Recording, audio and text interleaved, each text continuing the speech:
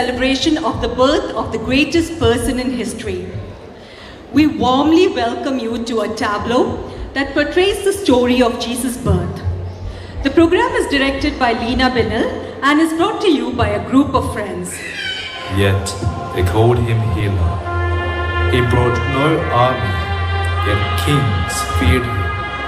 He committed no crime, yet they crucified him. Through him we find our strength, in his suffering, our salvation. We invite you to witness a powerful storytelling experience, a sequence of sacred moments unfolding from the announcement of Jesus' birth. This tableau begins with Zechariah the priest, who through an angelic visitation is told of the miraculous birth of his son, John the Baptist.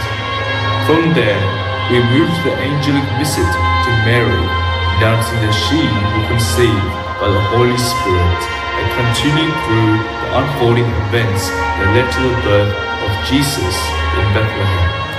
Join us as we walk through these sacred events, each one a testament to the divine plan for salvation.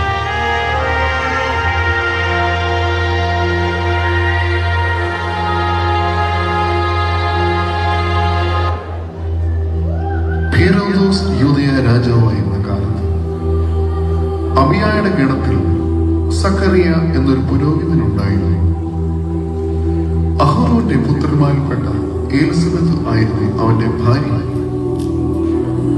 അവർ ദൈവത്തിന് മുമ്പിൽ നീതിനിഷ്ഠരും കർത്താവിന്റെ കൽപ്പനകളും പ്രമാണങ്ങളും കുറ്റമറ്റ വിധം അനുസരിക്കുന്നവരുമായിരുന്നു. അവർക്ക് മക്കളുണ്ടായിരുന്നു. Elizabeth വന്ധ്യയായിരുന്നു. ഇരുവരും പ്രായം കവിഞ്ഞവരുമായിരുന്നു.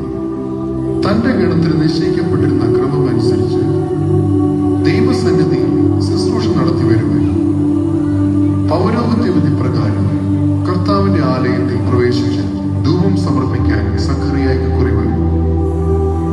ധൂപാർപ്പണ സമയത്ത് സമൂഹം മുഴുവൻ വെളിയിൽ പ്രാർത്ഥിച്ചുകൊണ്ടിരുന്നു. അപ്പോൾ കർത്താവിന്റെ ദൂതൻ ധൂപപീഠത്തിന്റെ വലതുവശത്ത് നിൽക്കുന്നതായി അവന് പ്രത്യക്ഷപ്പെട്ടു. അവനെ കണ്ട് സക്കറിയ അസ്വസ്ഥനാവുകയും ഭയപ്പെടുകയും ചെയ്തു. ദൂതൻ അവനോട്, സക്കറിയ, ഭയപ്പെടേണ്ട, നിന്റെ പ്രാർത്ഥന കേട്ടിരിക്കുന്നു. നിന്റെ ഭാര്യ എലിസബത്ത് നിനക്ക് ഒരു പുത്രൻ ജനിക്കും. നീ അവന് യോഹന്നാൻ എന്ന് പേരിടുക. നിനക്ക് ആനന്ദവും സന്തോഷവും ഉണ്ടാകും.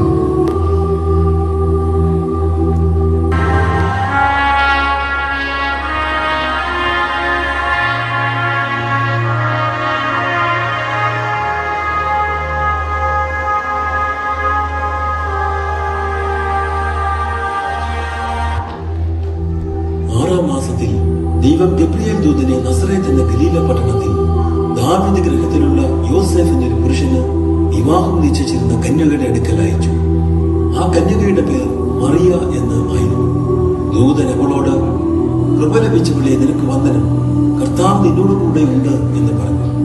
അവൾ ആ വാക്ക് കേട്ട് ഭ്രമിച്ചു. ഇത് എന്തൊരു വന്ദനം എന്ന് വിചാരിച്ചു. ദൂതൻ, ഭയപ്പെടേണ്ട, നിനക്ക് ദൈവത്തിന്റെ കൃപ ലഭിച്ചു. നീ ഗർഭം ധരിച്ച് ഒരു മകനെ പ്രസവിക്കും. അവന് യേശു എന്ന് പേർ വിളിക്കണം.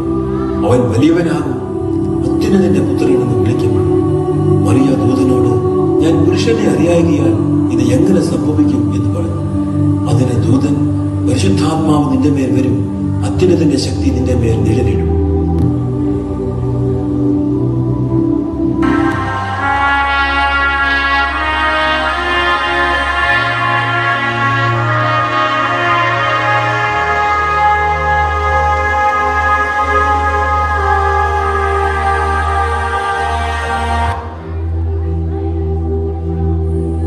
യേശുക്രിസ്തുവിന്റെ ജനനം ഇപ്രകാരമായിരുന്നു. അവന്റെ മാതാവായ മറിയവും ജോസഫും തമ്മിലുള്ള വിവാഹ നിശ്ചയം കഴിഞ്ഞിരിക്കെ അവർ സഹവസിക്കുന്നതിന് മുമ്പ് അവൾ പരിശുദ്ധാത്മാവിനാൽ ഗർഭിണിയായി കാണപ്പെട്ടു. അവളുടെ ഭർത്താവായ ജോസഫ് നീതിമാനാകിയാലും അവളെ അപമാനിതയാക്കാൻ ഇഷ്ടപ്പെടാകിയാലും അവളെ രഹസ്യമായി ഉപേക്ഷിക്കാൻ തീരുമാനിച്ചു. അവൻ ഇതേക്കുറിച്ച് ആലോചിച്ചുകൊണ്ടിരിക്കെ കർത്താവിന്റെ ദൂതൻ സ്വപ്നത്തിൽ പ്രത്യക്ഷപ്പെട്ട് അവനോട് പറഞ്ഞു, പുത്രനായ ജോസഫ് മറിയത്തെ ഭാര്യയായി സ്വീകരിക്കാൻ ശങ്കിക്കേണ്ട. അവൾ ഗർഭം ധരിച്ചിരിക്കുന്നത് പരിശുദ്ധാത്മാവിൽ നിന്നാണ്. അവൾ ഒരു പുത്രനെ പ്രസവിക്കും. നീ അവന് യേശു എന്ന് പേരിടണം.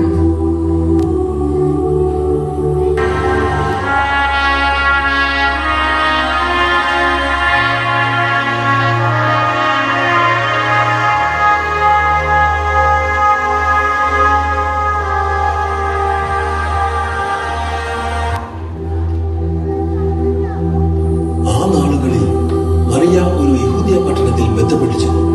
സക്കറിയാവിന്റെ വീട്ടിലെത്തി എലിശബത്തിനെ വന്ദിച്ചു. മറിയയുടെ വന്ദനം എലിശബത്ത് കേട്ടപ്പോൾ പിള്ള അവളുടെ ഗർഭത്തിൽ തുള്ളി. എലിശബത്ത് പരിശുദ്ധാത്മാവ് നിറഞ്ഞവളായി. സ്ത്രീകളിൽ നീ അനുഗ്രഹിക്കപ്പെട്ടവൾ, നിന്റെ ഗർഭഫലവും അനുഗ്രഹിക്കപ്പെട്ടത്. എന്റെ കർത്താവിന്റെ മാതാവ് എന്റെ അടുക്കൽ വരുന്ന മാനം എനിക്ക് എവിടെ നിന്നുണ്ടായി? നിന്റെ വന്ദനസ്വരം എന്റെ ചെവിയിൽ വീണപ്പോൾ പിള്ള എന്റെ ഗർഭത്തിൽ ആനന്ദം കൊണ്ട് തുള്ളി. കർത്താവ് തന്നോട് അരുളി ചെയ്തതിന് നിവൃത്തിയുണ്ടാകുമെന്ന് വിശ്വസിച്ചവൾ ഭാഗ്യവതി. അപ്പോൾ മറിയ പറഞ്ഞത്, എന്റെ ഉള്ളം കർത്താവിനെ മഹിമപ്പെടുത്തുന്നു. എന്റെ ആത്മാവ് എന്റെ രക്ഷിതാവായ ദൈവത്തിൽ ഉല്ലസിക്കുന്നു. അവൻ തന്റെ ദാസിയുടെ താഴ്ച കടാക്ഷിച്ചിരിക്കുന്നുവല്ലോ. ഇന്നു മുതൽ എല്ലാ തലമുറകളും എന്നെ ഭാഗ്യവതി എന്ന് വാഴ്ത്തും.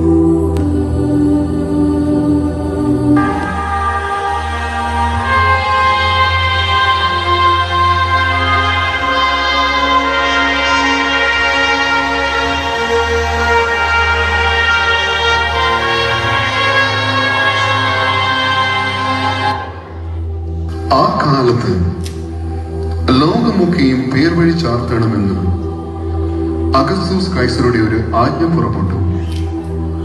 കൊറന്യോസ് സൊറിയ നാട് വാഴുമ്പോൾ ഈ ഒന്നാമത്തെ ചാർത്തലുണ്ടായി. എല്ലാവരും ചാർത്തപ്പെടേണ്ടതിന് താൻ താന്റെ പട്ടണത്തിലേക്ക് യാത്രയായി.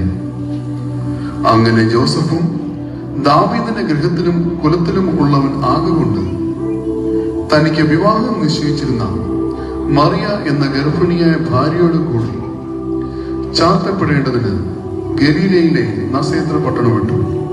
യഹൂദിയെ ബേത്ലഹേം എന്ന ദാവീദിൻ പട്ടണത്തിലേക്ക് പോയി.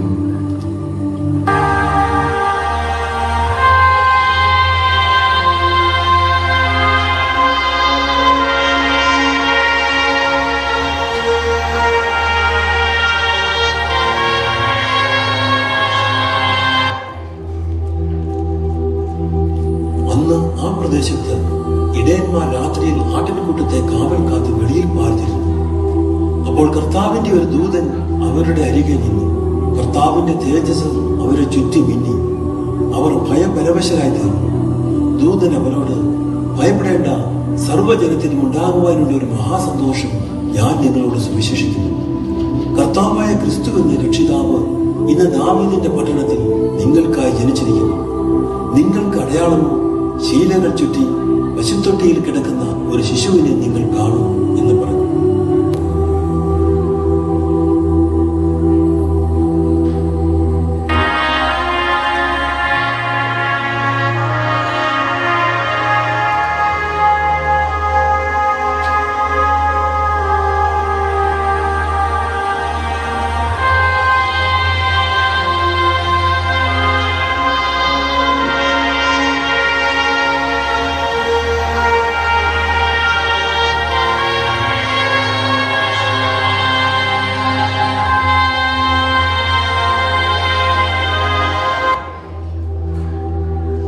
ഹേറോദോസ് രാജാവിന്റെ കാലത്ത് യൂദയായിലെ ബേത്ലഹേമിൽ യേശു ജനിച്ചപ്പോൾ പൗരസ്ത്യ ദേശത്തിൽ നിന്ന് ജ്ഞാനികൾ ജെറുസലേമിലെത്തി.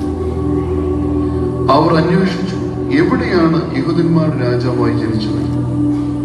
ഞങ്ങൾ കിഴക്ക് അവന്റെ നക്ഷത്രം കണ്ട് അവനെ ആരാധിക്കാൻ വന്നിരിക്കുകയാണ്. അവൻ അവരെ ബേത്ലഹേമിലേക്ക് അയച്ചുകൊണ്ട് പറഞ്ഞു, പോയി ശിശുവിനെ പറ്റി സൂക്ഷ്മമായി അന്വേഷിക്കുക.